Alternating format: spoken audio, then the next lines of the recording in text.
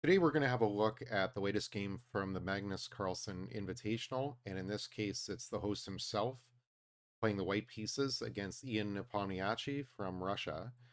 And this game was an absolutely incredible demonstration by Nepo with the black pieces with regards to center control. He did a superb job of development. I think Carlsen made some inefficient moves in the opening, and we can see that later in the game that Nepo's central control really won the day for him. So it's Carlsen with the white pieces, and he's going to open with d4. Nepo decides to go with to f6.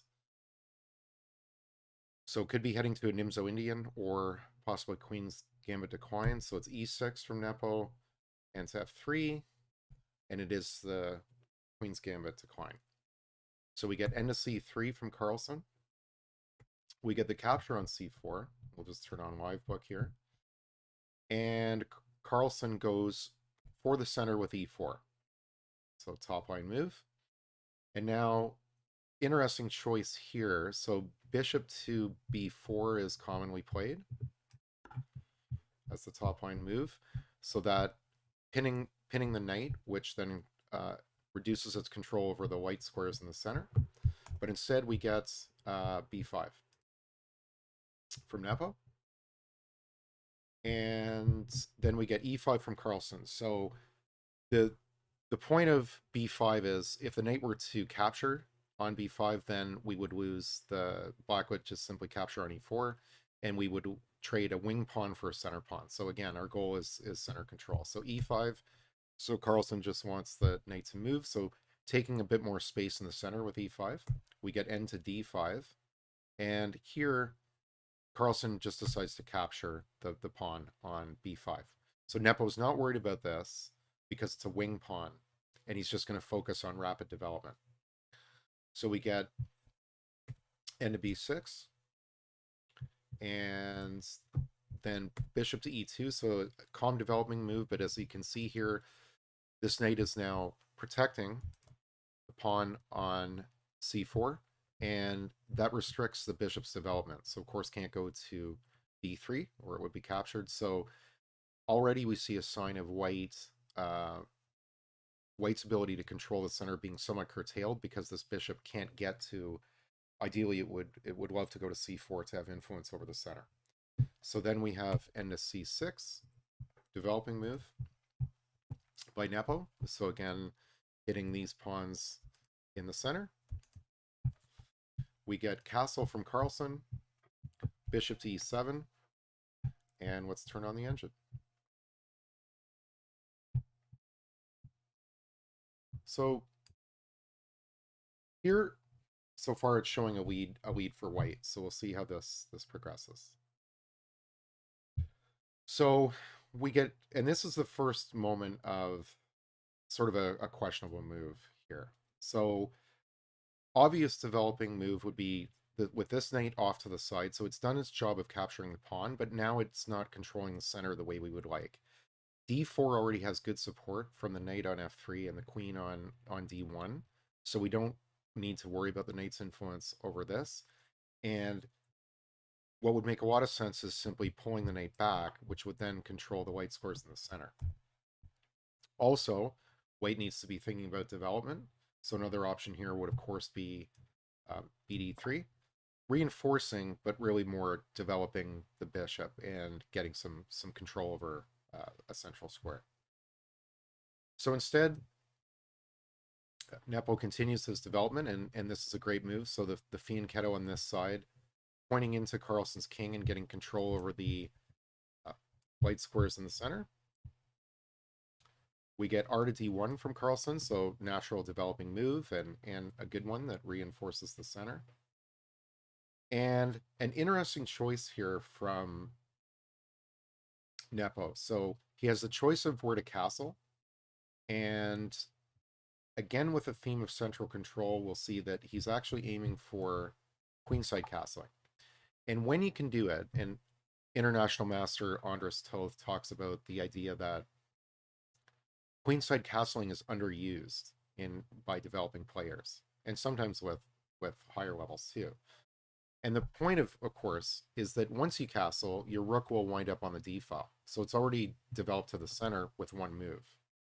And so we'll see that Nepo is going for that plan. So Carlsen does finally get in into c3, a good move, which brings back control over these squares in the center. So again, all the emphasis should be on center. N to b4. And this is another interesting choice. So I didn't particularly like this one. So let's see what the other options were. So could have here, I think, gone for queenside castle already, but instead N to b4. Now the interesting thing with this move is that it's kind of pulled the knight away from the influence over the center, and Carlsen decides to go after it with just simply a3, just with tempo, right? And the idea, of course, is that it comes back into the center with influence. So Carlsen sort of, with this a3 move, although the engine did think it had a good opinion of it, it kind of forced black into the move they wanted to play anyway, and that's usually some form of mistake. The knight had less influence on this side. Now, it did have control over the white squares. Wasn't really a danger of hopping into here because the bishop could just capture. But it's an interesting little sequence there. So knight to e4 by Carlsen, very strong. Landing the knight on the e4 square and having control over the central squares and potentially near the king as well. So we get queen to c6 by Nepo. R to e1. And this is a little hard to understand. I mean, obviously it stays in the center and now is going for control over the e file. I think maybe it's quite blocked at this point, but pointing into the king, certainly staying in the center, but maybe Carlsen could have considered how to develop the c1 bishop. That's still a problem for white structure. So now we do get the queenside castle by Nepo, and as we talked about, the rook now controls the d file. So very, very strong. So now bishop to f1.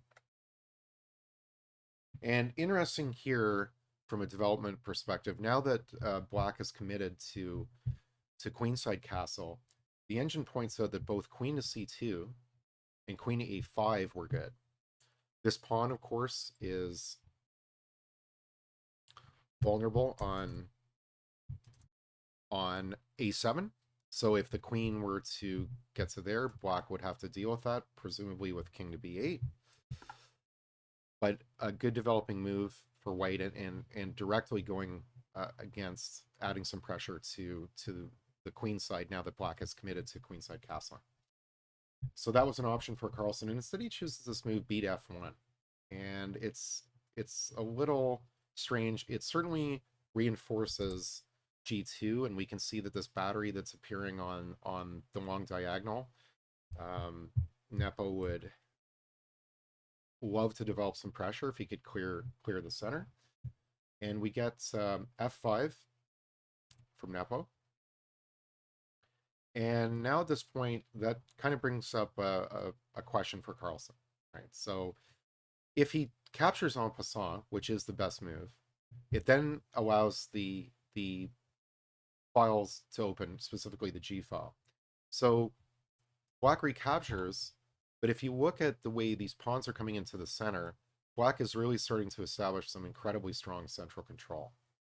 And that's the theme that I've been trying to work on in my own development. So now again, queen a5 was available by Carlsen, and the engine prefers that, but instead goes queen e2. He's leaving the bishop on f1 for the time being to reinforce g2. And now king to b8 by black. And now the bishop can finally develop with bishop to d2. R to b1 was also an option, but bishop to d2 here. And now with this open g file, Nepo decides to immediately take advantage of it and play right to g8 with the rook. So adding pressure to white's king. Rook a to c1, so natural developing move, potentially threatening the queen if the c file were to ever open, so a natural developing move. I did wonder if this rook, which is now shifted a number of times, sort of wasting a number of moves, could have come to c1 with the king over here and allow the a pawn to push, but Carlsen decides to move the rook on a. We get bishop to d6.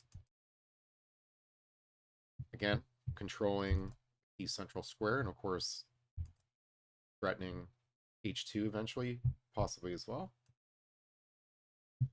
We get g3 from Carlsen.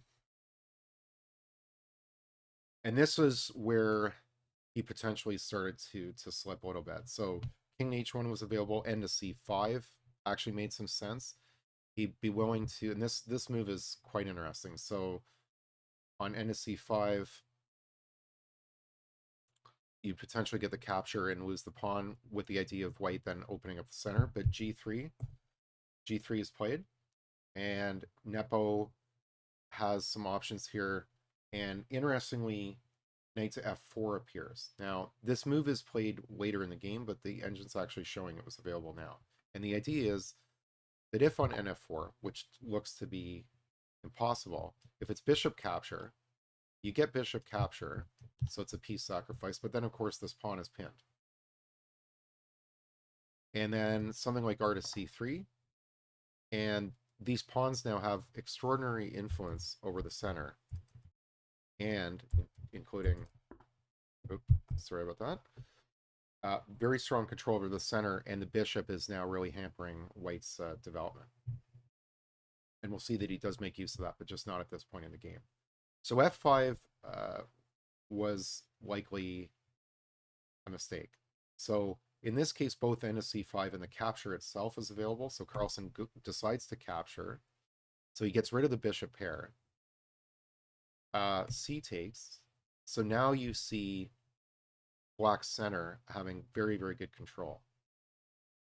Bishop to g2 is played. So instead of just simply defending g2, Carlsen puts the bishop right on g2 to, again, potentially attack the queen. But as you see here, the valuation slipped to showing an even game. So what he did have available here, of course, is queen takes e6. And he turned this down, I guess, because he was worried about the influence that black's rooks would have in the center. So for example, if rd to, sorry about that, rd to f8, so it could come just into here, ignoring the queen for the time being and just rerouting to this file, because again, if this pawn is ever pushed, there's going to be a pin again. So just completely ignoring, sacrificing the pawn in the center, and just continuing the kingside attack. So he probably should have taken this in order to disrupt black's pawn center, which is now becoming very strong. And so he turns this down and instead plays b to g2. And now you'll see these pawns really, really show their strength. So Nepo in the engine evaluation has been kind of behind the whole game so far, but now is beginning to turn the tables. So he gets an rd to e8. So again, wanting to again threaten the queen and really have much more control over the e file in the case that e5 could eventually be played. We have knight to h4. Again, this is another move. So if you're thinking about the center and you want control over the center, and I've had this in some of my games too, the knight going to the rim is generally not a good idea. Carlsen could have looked for something else like queen to d1, for example. And it's also suggesting even n to g5, which would have been preferable, protected by the bishop, but then also adding additional pressure to, let's put that on the board, additional pressure to e6, and also covering e4 as well. Instead plays on h4, bringing it right to the side, and you can see his evaluation drop here down to basically even. Top move by Nepo here, so queen to b4, and it gets out of the line of attack of the bishop on g2, and also threatens the pawn on b2. So Carlsen has to respond. He decides to go with r to b1. So the evaluation of the game is showing about even at this point. We get queen to b3. So he comes right into white's position, so a good move. And now bishop to c3. So the engine was suggesting that even a trapping move like bishop to b4, or even queen to h5 coming out the other side, I guess attacking this pawn as well, and potentially having influence. So if we put that in, then the influence would be over the central squares, which is a strange way for the queen to exert influence, but that could have been an interesting option as well. But instead, there's and f4 finally. So the move that was highlighted by the engine earlier. So this, but the difference, of course, this time is that the king is no longer pinned because of the bishop on g2. But in this case, what happens is there's capture. So the piece is given up. R to g4 is played right away. So the idea here is that now with the knight not protected by the pawn, the rook comes right into g4. So Nepo adding tremendous pressure to white's position. And of course, the bishop on b7 is still threatening on g2. So we get h3, just trying to get rid of the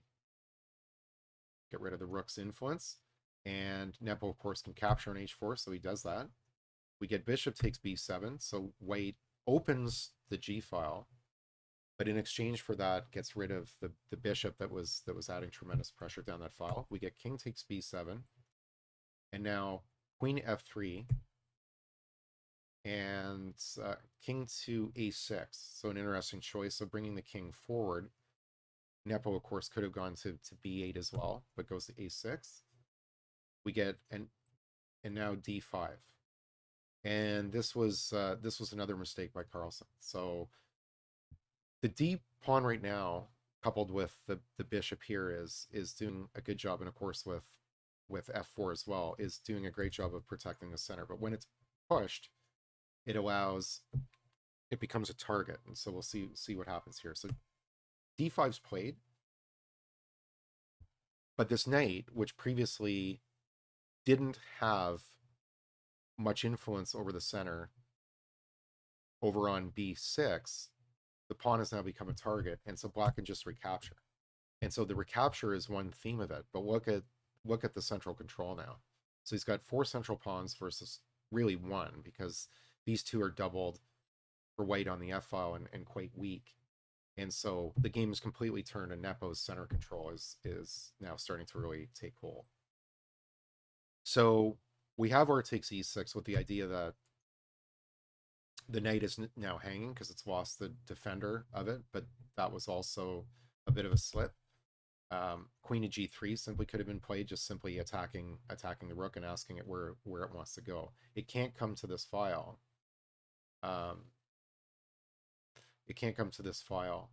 Because of our pawn on h3, which would just recapture on g4. So queen to g3 was an option. Instead, plays rook to e6 with the idea that to remove the support of this knight, but now it's just simply recapture. So he's given up a rook. So he's down in exchange at this point. And we get queen takes d5. So black still has the rook pair and has a much better pawn structure. So Carlsen was desperate to break up this central control, but he missed his opportunity earlier in the game when he had queen takes e6. So at this point, taking with the rook and agreeing to go down in exchange was not the right plan. So we get r to g6. So just simply applying a check to the king.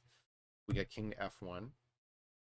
Now queen to this is another key moment. So black has to be very careful. So he has a decisive advantage, but if he doesn't find this next move, then white will be able to perpetually check, right? So the queen can come into c6, move around, go here, and black will not be able to avoid a draw through repetition.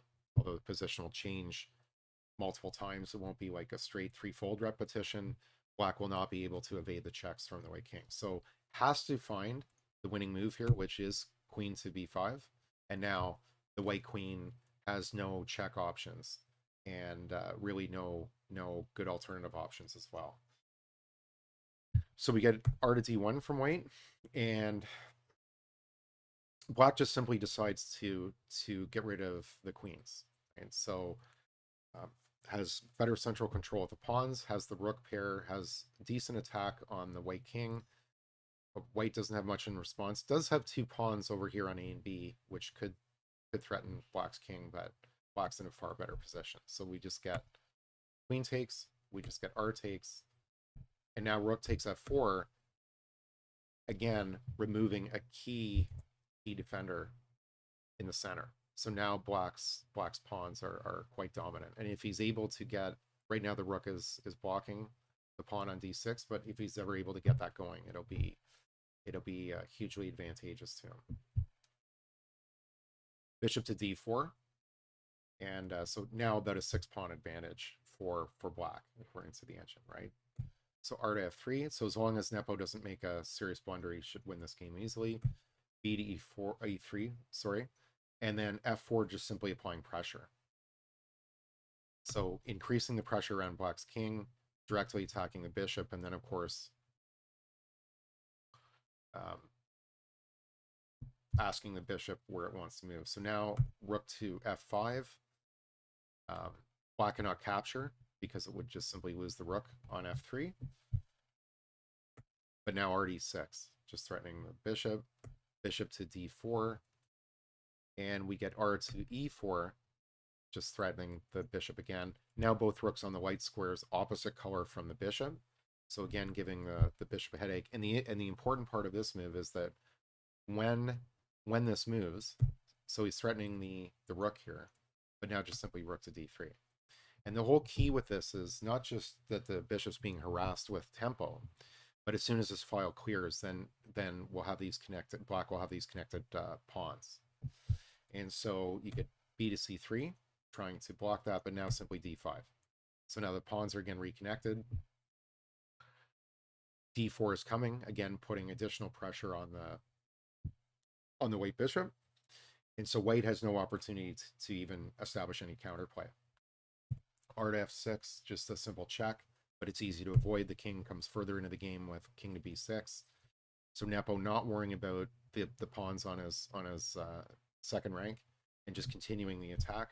And R to F7, so Carlsen trying to generate some counterplay or potentially a check on B7. And Nepo ignores this, goes straight for D4. See if that's, top line move. So D4, bishop has to go to B4, so it escapes it, but now RD2. And as soon as this pawn falls, this is the next goal. So the first goal was to connect these pawns. Connected past pawns, very, very favorable. And then if Nepo is able to get rid of this defending pawn on B2, then these will be cleared to queen. So at this point, Carlsen resigns, and evaluation showing down about 7.5 pawns. So very, very well played by Nepo. The interesting thing with this game was that early on the engine showed him down approximately about a pawn. It was early game development, but I really liked his approach here. I liked the way he controlled the center. He specifically focused on the center and central control, which eventually turned the game. And Carlsen made several mistakes. I think also in the opening, Carlsen's made some slightly inefficient moves that maybe didn't focus on the center as much as he should have. So I thought this game was very instructive. So Nepo with that, as he started the series against Carlsen, I believe it's 4 games each. First 2 were a draw, and then of course he's won this one. So it'll be interesting to see what happens in the next game.